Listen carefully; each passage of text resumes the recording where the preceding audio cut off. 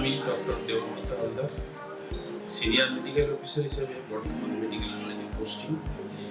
আমি এই আশাদ্বীপ রঘুনাথগঞ্জের এখানে আসছি 1996 অক্টোবর নভেম্বর থেকে।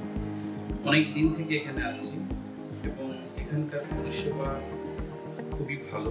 আমি মূলত নাক কান গলার এই চিকিৎসাই করি এবং অপারেশন যেগুলো হয় সেগুলো করি। নাক কান গলার উপরে যে অপারেশনগুলো আছে আর যেগুলো জটিল বা যেগুলো একটু ক্রিটিক্যাল সেগুলো বর্ধমান বা কলকাতায় নিয়ে গিয়ে করা হয়। তো এখানকার পরিষেবা খুবই ভালো এবং যত দিন যাচ্ছে এই পরিষেবা আরও উন্নত হচ্ছে এবং আশা করি ভবিষ্যতে আরও বেশি উন্নত হবে। এবং আমার তরফ থেকে